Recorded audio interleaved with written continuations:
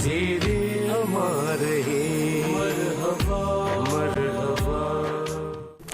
जी नाज़रीन, सेगमेंट रोज़ा और सेहत में आपको खुशामदीद कहते हैं और उम्मीद करते हैं कि आप लोगों के रोज़े अच्छे गुजर रहे होंगे और आप लोग इबादत में मशगूल होंगे और हम दुआ करते हैं कि अल्लाह ताला हम सब की इबादत इस माह मुक़द्दस में कबूल फरमाए। हम लोग आज बात करने चाह रहे हैं जिल्द के मसाइल के सिलसिले में, स्किन के इशूज़ जो हैं उस पर बात करेंगे। डॉक्टर मारिया सैयद हमारे साथ स्टूडियो में हमारे साथ मौजूद हैं लाइन पे, और डॉक्टर मारिया सैयद जो हैं वो कंसल्टेंट डर्मेटोलॉजिस्ट है, शिफा इंटरनेशनल में होती हैं।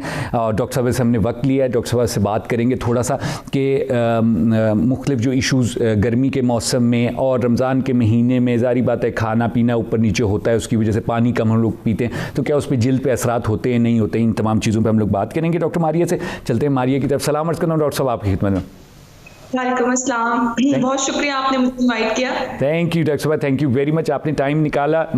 और ज़ाहिर बात है रोज़ों में थोड़ा सा मुश्किल होता है टाइम निकालना, लेकिन थैंक यू वेरी मच आपने टाइम निकाला। डॉक्टर साहब बताइएगा कि एक तो पहले ही थोड़ा सा इस पर बात कर लें, अगर हम लोग के रोज़ों में थोड़ा सा हम लोग पानी जो है ज़ाहिर बात है ऊपर नीचे पीते हैं, कभी लेट हो जाते हैं, ज़्यादा नहीं पी पाते, तो उसकी वजह से जिल्द पे असर पड़ता है। इसमें तो कोई शक नहीं है कि रमज़ानुल मुबारक की जो फास्टिंग है, अगर रोज़े को सेहत के साथ हम देखें तो उससे सेहत पे बहुत अच्छे असरात आते हैं। बहुत सारी डिजीज़ जैसे बहुत सारी मेटाबॉलिक स्ट्रेस वाली डिजीज़ होती हैं जिसमें कोलेस्ट्रॉल का बढ़ जाना, हमारा मोटापा, शुगर स्पेशली टाइप 2 शुगर और हार्ट डिजीज़ में बहुत प्रूवन इफेक्ट है इस कैलोरी रिस्ट्रिक्शन का और इस फास्टिंग का। बहुत पॉजिटिव इफेक्ट्स हैं। तो अगर हम अपने सहर और अफ्तार को थोड़ा थॉटफुली मैनेज करें, मतलब बहुत ज़्यादा हम मुरगन और इस किस्म की चीज़ें ना खाएं। दूसरा आपने पूछा रोज़ों का जिल्द के साथ क्या उसका रिलेशन है या उसमें क्या साइड इफ़ेक्ट्स हो सकते हैं अगर हो तो। वैसे तो जिल्द की सेहत और जिल्द के जितने भी डिसऑर्डर्स हैं उसको बहुत सारे फैक्टर्स इफ़ेक्ट कर रहे होते हैं। उनमें सबसे ज़्यादा जीन्स हैं, फिर हमारा लाइफस्टाइल है, हमारी डाइट है, हमारा यूवी एक्सपोजर है और भी बहुत सारे फैक्टर्स होते हैं। इसमें जब फास्टिंग में जो सबसे इम्पॉर्टेंट चीज़ है जो रोज़ों में हम देखते हैं वो डिहाइड्रेशन का इशू है, क्योंकि ये स्पेशली गर्मियों के रोज़े हैं तो डिहाइड्रेशन जो है वो हमारा स्किन का जो मेन बैरियर, हमारा skin is basically a barrier, तो वो बैरियर थोड़ा डिस्टर्ब हो जाता है कम पानी पीने की वजह से, और जाहिर है बहुत सारे लिपिड बैरियर में लिपिड्स होते हैं तो वो सारे डिस्टर्ब हो जाते हैं। उसमें जो डिहाइड्रेशन के इशू की वजह से जो 3-4 कॉमन कंप्लेंट्स आती हैं वो ये हैं कि हमारी स्किन ड्राई बहुत हो रही है, हमारी स्किन डल हो गई है, हमें हमारी संकन आइज फील हो रही हैं, आंखों के नीचे हल्के होते हैं और लिप्स बहुत ज़्यादा ड्राई होना शुरू हो जाते हैं। इनका सबसे पहली एडवाइस तो यही है कि आप जब अफ्तार और सहर के दरमियान पानी मतलब कम से कम 8 ग्लास पानी लाजमी पिएं, उसको आप डिस्ट्रीब्यूट करें और पिएं पानी। और दूसरा ये कि आपने जाहिर है हम ड्यूरिंग फास्टिंग हम अंदर तो हम इंटरनली तो कुछ कर नहीं सकते, तो जो एक्सटर्नली मैन्यूवर्स हैं, जो एक्सटर्नल स्टेप्स हैं वो 1 बाय 1 अगर हम देखें तो उनसे बहुत ज़्यादा छोटी छोटी चीज़ें तो घर में ही मैनेज हो जाएंगी। सबसे पहले अगर ड्राई स्किन हो रही है तो आप बहुत कॉमन मॉइस्चराइजर्स यूज़ करें। मॉइस्चराइजर्स अपनी स्किन के मुताबिक चूज़ करें। अगर ऑयली स्किन है, जो मतलब बेस लाइन ऑयली स्किन है और वो ड्राई हो रही है तो उसके लिए वाटर बेस्ड मॉइस्चराइजर यूज़ करें, और अगर ड्राई स्किन है तो उसके लिए आप इमोलियन बेस या ऑयल बेस्ड मॉइस्चराइजर यूज़ करें। दूसरा ये आपके रोज़ों में एक बहुत कंप्लेन होती है कि लिप्स क्रैक करना शुरू हो जाते हैं, इतने ड्राई हो जाते हैं, छिलके बनना शुरू हो जाते हैं, पील होना शुरू हो जाते हैं। उसमें एक सबसे जो एडवाइस है वो ये है कि जब भी you feel like drying of lips तो हमारा एक रिफ्लेक्स होता है कि हम लिप्स को हम जुबान के साथ हम उसको मॉइस्चराइज करने की कोशिश करते हैं, उससे एक्स्ट्रा ड्राई हो जाते हैं, उससे क्रैकिंग का इशू आता है, लिप्स के कॉर्नर्स पे कट्स पड़ जाते हैं। तो सबसे पहले लिप लिकिंग को अवॉइड करें और पेट्रोलियम जेली सादी नॉन सेंटेड और नॉन फ्लेवर फ्लेवर्ड जो पेट्रोलियम जेली सादी होती हैं वो आप लिप्स के ऊपर मल्टीपल टाइम अप्लाई करें तो बहुत सारे इश्यूज जो थोड़े बहुत रोजों में स्किन के लिहाज से आते हैं वो बहुत इजीली मैनेज हो जाएंगे। और सोप्स का इस्तेमाल से कम करें। अगर हम अपने फेस पे मल्टीपल टाइम सोप्स लगाएंगे तो हमारी स्किन बहुत ज्यादा ड्राई हो जाएगी। ठीक है, सही, बहुत शुक्रिया डॉक्टर साहब। अच्छा डॉक्टर साहब, ये भी बताइए कि जैसे हम लोग कहते हैं कि रोज़े रखने की वजह से जो है इंसान का जिस्म जो है वो डिटॉक्सिफाई हो जाता है, जो एक्स्ट्रा चीज़ें जो जमा हुई होती हैं बदन से निकलती जाती हैं, तो क्या उसकी वजह से भी कोई मुस्बत असर हमारी जिल्द पे पड़ता है?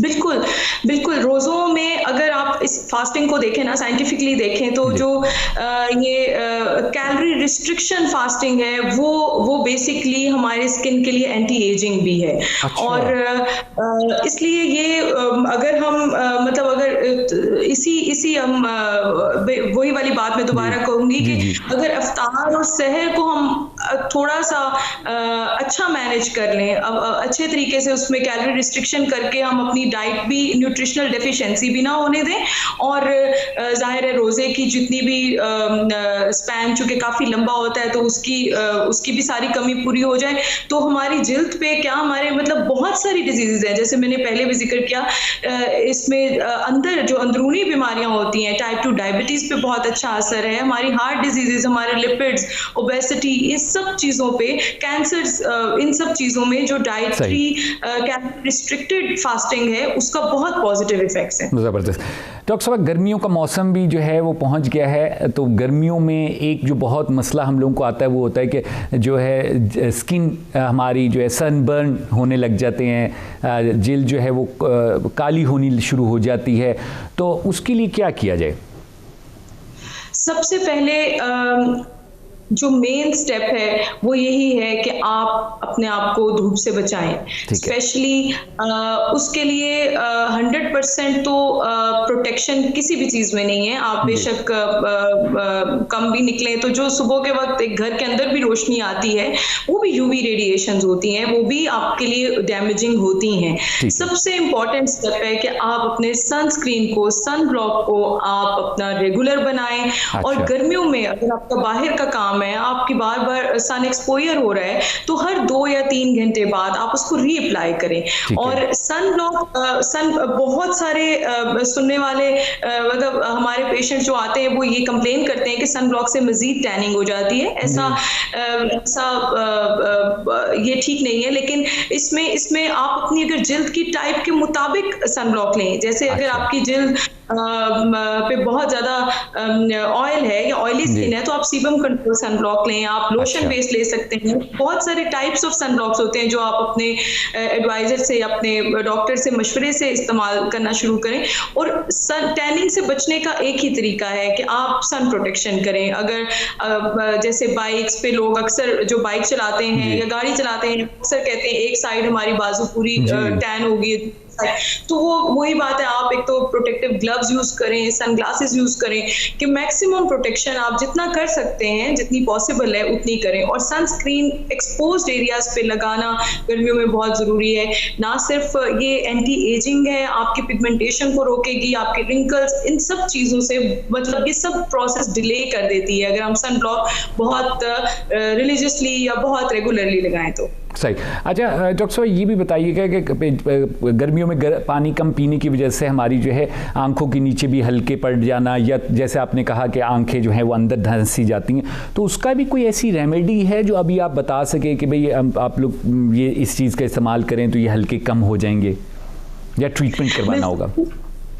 डिहाइड्रेशन से संकन आइज हो जाती है, और लेकिन संकन आइज या जो आंखों के हल्के अगर हम उन्हें कहें, संकन आइज तो हम अगर अपनी हाइड्रेशन को बेहतर करें, हम वही जो एक फ्रूट्स खाएं, वेजिटेबल्स, इन सब में बहुत मल्टीविटामिन्स और इस तरह की चीजें अपनी बेहतर करें तो संकन आइज बहुत हद तक बेहतर हो जाएंगी। लेकिन जो आंखों के हल्के अगर हम कहें तो उनका सिर्फ डिहाइड्रेशन से ताल्लुक नहीं होता, और बहुत सारी चीजें होती हैं जो देखनी पड़ती हैं, और बहुत ऐसी सीरम्स, ऐसे क्रीम्स आते हैं जो उस पिगमेंटेशन को माइल्ड कर सकते हैं अगर हम रेगुलरली लगाएं। लेकिन अगर सिर्फ मतलब गर्मियों की डिहाइड्रेशन बेस्ड हम सनकन आइज की बात करें तो वो तो जाहिर है, अगर हम उसको एक तो सनब्लॉक, अगेन आप जब भी सनब्लॉक लगाएं आप अपनी मतलब पूरे फेस पे अप्लाई करें, सिर्फ आपने चीक्स पे नहीं करना। एक वो बहुत बड़ी प्रिकॉशन है इसकी पिगमेंटेशन को रोकने के लिए। दूसरा, हाइड्रेशन, अपने साथ पानी, अपने जाहिर रोजों में तो ये नहीं, लेकिन अपने वाटर इनटेक को एडिक्वेट करें, सफिशिएंट करें। और तीसरा ये कि अगर खुदा ना खास्ता और इश्यूज हैं सनकन आइज की, और बहुत सारी फैक्टर्स होते हैं, वो एक लंबी लिस्ट है जिनको हमें देखना पड़ता है कि फिर वो उसकी ट्रीटमेंट उसके अकॉर्डिंगली होती है। बहुत वैसे तो सबसे पहले तो हम बहुत सीरम्स होते हैं इजीली अवेलेबल हैं जो अक्सर हम पेशेंट्स को देते हैं, वो अगर रेगुलरली लगाएं तो एटलीस्ट जो पिगमेंटेशन है, सनकन आइज, एक तो आंखें अंदर को धंस जाना और दूसरा पिगमेंट आ जाना, अपनी आंखों के गिर्द एक काले रंग के हल्के जिसे हम कहते हैं वो बन जाना, उससे काफी हद तक बेहतरी आ सकती है। ठीक है डॉक्टर साहब, बहुत से लोग गर्मियों के मौसम में जो है वो फेस के ऊपर मुख्तलिफ चीज़ें, नेचुरल फ्रूट्स वगैरह वो मलते हैं, जैसे खीरा वगैरह हो गया, इस तरह की चीज़ें, तो इनका कोई पॉजिटिव इफेक्ट होता है?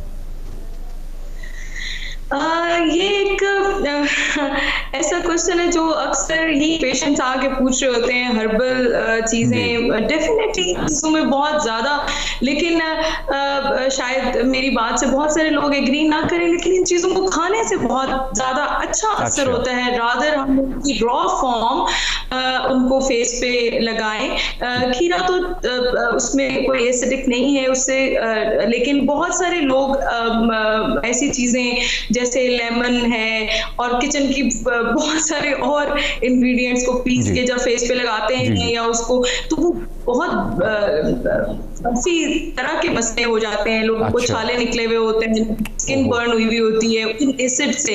इसलिए रॉ फॉर्म में लाइक आप उसको पीस के या उसको डायरेक्ट फेस पे मत लगाएं। इन सब चीजों को खाने से डेफिनेटली स्किन पे ज्यादा इफेक्ट आता है। जैसे विटामिन सी है, बहुत सारे लोग लेमन को रगड़ते हैं फेस पे, उससे स्किन बर्न हो सकती है, स्किन जल सकती है अगर आपकी सेंसिटिव स्किन है।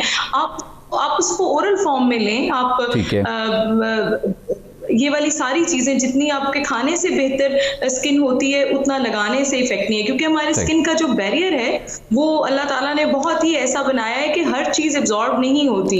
उसका फॉर द टाइम आपको 5-10 मिनट कोई ग्लो का इफेक्ट आ जाता है तो उसका परमानेंट या लॉन्ग रन में उसके इफेक्ट्स नहीं होंगे। वो सब चीजें आपकी ओरली लेने से ज्यादा फायदा होता है। ठीक हो गया। अच्छा डॉक्टर साहब, ये भी बताइएगा कि रमजान में हम लोग जो है ये तली हुई चीजें ज्यादा इस्तेमाल करना शुरू कर देते हैं, पकौड़े, समोसे और बहुत सी चीज़ें तल के जो है अफ्तारी के टाइम पे खाई जाती है, तो तेल क्या हमारी जिल्द के लिए नुकसानदेह हो सकता है? देखें, ऑयली वही जैसे हमने शुरू में बात की, कैलोरी रिस्ट्रिक्शन अगर हम करेंगे तो इस अगर हम करेंगे यानी ये वाली चीजें अगर हम कम इस्तेमाल करेंगे या नहीं इस्तेमाल करेंगे तो उससे जो रमजान के पॉजिटिव इफेक्ट्स लिए जा सकते हैं वो इन सब चीजों अगर बीच में ऐड हो जाएं तो बहुत कम हो जाता है उसके। और दूसरा ये कि तली हुई चीजें डेफिनेटली अगर सिर्फ वही हमारे ग़िज़ा में शामिल होंगी तो उसके साइड इफेक्ट्स आते हैं। बहुत ज्यादा डायरेक्टली ताल्लुक नहीं होता जिल्द के ऑयल से, खाने वाले ऑयल के साथ, लेकिन फिर भी रमजान में एक चीज देखी गई है कि रमजान में एक्नी भी बहुत वर्स होती है।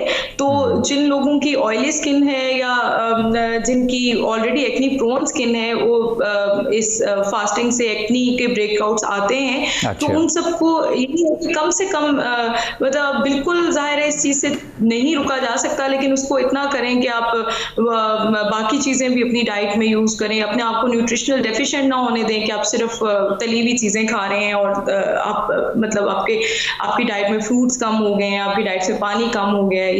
ये इस चीज को देखना चाहिए। क्या डॉक्टर साहब न्यूट्रिशन में क्या क्या चीजें अहम जो आपके भी जहन में हो आप गिनवाना चाहेंगी कि जी इनका इस्तेमाल करें तो इनका एक डायरेक्ट इफेक्ट हमारी स्किन के ऊपर है खाने पीने की चीजों में? देखें, एक तो सबसे इम्पोर्टेंट है कि खाना स्किप ना करें। अगर आप सुबह दोपहर शाम आप अपने टाइम पे मील्स ज़रूर लें। उन मील्स को आप अपने लिहाज से मॉडिफाई कर सकते हैं। सबसे ज़्यादा जो स्किन के साथ डाइट का रिलेशन है उसमें आपका पानी, मतलब हाइड्रेशन अपनी बेहतर रखें।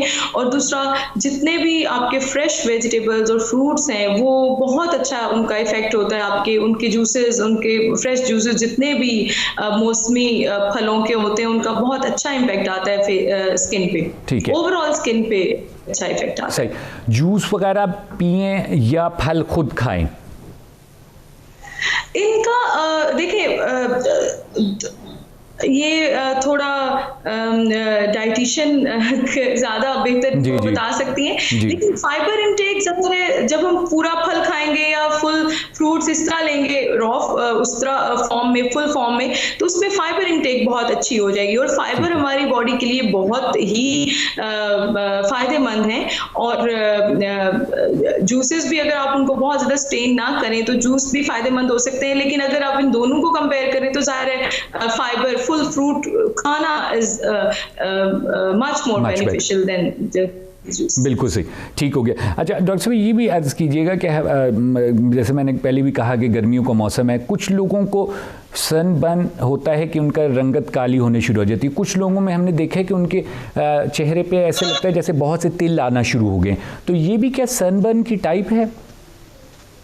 जी, ये सन बर्न की टाइप नहीं, सन डैमेज की टाइप हम इसे कह सकते हैं। अच्छा, इससे पहले मैं थोड़ा सा ये क्लियर कर दूं कि हमारी स्किन की ना टाइप्स हैं। हमारी स्किन एक बहुत वाइट स्किन और फिर आहिस्ता आहिस्ता ग्रेजुअली जो टैन स्किन होती है, जो थोड़ी सी डार्क ब्राउन स्किन होती है। हम एशियन ज्यादातर 3 और 4, 1 to 6 कैटेगरीज हैं। हम एशियन 3 और 4 में आते हैं यूजुअली। अच्छा, जो ज्यादा वाइट स्किन होगी वो उसका बर्न होने का चांस ज्यादा है। जब जिल्द बर्न होती है तो छिलके बनते हैं, बहुत खारिश होती है, जलन होती है, पूरा एक पैच अक्सर लोगों का फोरहेड पे बर्न हुआ होता है, चीक्स बर्न हुई भी होती हैं। और जो दूसरे साइड इफेक्ट्स हैं जैसे पिगमेंट आ जाना, काले काले निशान बन जाना, ये भी सन के डैमेज, सन की जिल्द के ऊपर जो डैमेजिंग यूवी रेडिएशन के इफेक्ट्स हैं, ये सब उनके साइड इफेक्ट्स हैं कि आपकी स्किन पे फ्रेकल्स आ जाते हैं। फ्रेकल्स का 2 जीन्स में भी उनका जेनेटिकली भी है उसकी टियोलॉजी, लेकिन सन के साथ भी उसका रिलेशन है। फिर हमारी जिल्द पे जो काले निशान, मलेज़मा जिसे हम कहते हैं, छाइयाँ जिसे कहते हैं, वो बनना शुरू हो जाती हैं। और जिल्द की जो लाइनें हैं, जिल्द की जो अर्ली रिंकलिंग है, वो भी सन डैमेज है। बेसिकली हमारी कोलेजन डैमेज हो जाती है। तो ये टैनिंग हो, बर्न हो, पिगमेंटेशन हो, ये सब यूवी रेडिएशन से के डैमेजेस हैं जो हर स्किन को डिफरेंट तरीके से आएंगे। हर पर्सन की स्किन पे सन डैमेज डिफरेंट तरीके से मैनिफेस्ट करेगा। बिल्कुल सही, ठीक। अच्छा डॉक्टर साहब, ये अर्ज कीजिएगा कि हाँ, आपने सनस्क्रीन का कहा, कुछ लोग कहते हैं कि जी सनस्क्रीन लगाने की वजह से विटामिन डी एब्जॉर्ब नहीं होता बॉडी में। देखिए, बहुत जो छोटे कुछ ऐसी डिजीजेस होती हैं जिनमें अगर सनस्क्रीन ना लगाएं तो मतलब जिल्द पे मुख्तलिफ किस्म के कैंसर्स आना शुरू हो जाते हैं। तो उसमें तो देखिए हम बिल्कुल भी रिस्क नहीं ले सकते। इवन बहुत छोटे बच्चों को हम सनस्क्रीन देते हैं क्योंकि यूवी डैमेज के सिर्फ ये वाले यूवी रेडिएशन के ये डैमेजेस नहीं है कि आपकी टैनिंग हो जाती है, आपका बर्न हो जाता है, तो आप मतलब इसके बहुत सवेयर इफेक्ट्स भी आ सकते हैं, जैसे बहुत सारी बीमारियों में मैंने आपको जिक्र किया। तो उसमें सनस्क्रीन लगाना मस्ट हो जाता है। प्लस ये कि डेफिनेटली अगर आप लगाएंगे तो बहुत विटामिन डी का जो हम सबको पता है कि विटामिन डी स्किन के थ्रू उसका सिंथेसिस होता है, वो थोड़ा डिस्टर्ब हो जाता है या स्लो हो जाता है। लेकिन अगर सिर्फ एक्सपोज्ड पार्ट्स पे जैसे फेस और हाथों पे अगर आप सनस्क्रीन लगाएंगे तो वो इतना उसमें कोई फर्क नहीं पड़ता। और दूसरा ये कि बहुत छोटे बच्चों को हम बिला वजह बगैर ज़रूरत के सनस्क्रीन एडवाइस भी नहीं करते अगर खुदा ना खास्ता उनको कोई बहुत ऐसी बीमारी नहीं है, जैसे मैंने पहले जिक्र किया कि बहुत ज़्यादा स्किन की डैमेज वाला बीमारी नहीं है। तो लेकिन इसका फेस और हाथों पे लगाने से कोई बहुत ज़्यादा विटामिन डी की डेफिशिएंसी के साथ ताल्लुक नहीं है। वैसे अदरवाइज हमारे मुल्क में विटामिन डी डेफिशिएंसी बहुत ही ज़्यादा है। जिसके टेस्ट हम कराते हैं उसका विटामिन डी डेफिशिएंट ही आता है। बहुत ही कम लोग ऐसे होते हैं जिनमें विटामिन डी पूरा होता है या एडिक्वेट होता है। बिल्कुल सही, ठीक। डॉक्टर साहब बहुत शुक्रिया अदा करता हूँ आपका, बहुत इम्पॉर्टेंट जो इन्फॉर्मेशन थी वो आपने लोगों तक पहुँचाई, और इंशाल्लाह आगे भी आपसे रब्ता करते रहेंगे। रमज़ान के सिलसिले में जिल्द के प्रॉब्लम्स हैं कोई, उन पे बात करते रहेंगे। थैंक यू वेरी मच, आपने टाइम निकाला। Thank you very much for joining us. जी नाज़रीन, आप लोगों ने गुफ्तगू सुनी डॉक्टर मारिया सैयद की। डॉक्टर साहब कंसल्टेंट डर्मेटोलॉजिस्ट हैं, और सेगमेंट रोज़ा और सेहत से आज इतना ही। इंशाल्लाह कल फिर आप लोगों से मुलाकात होगी एक और मौजू के साथ।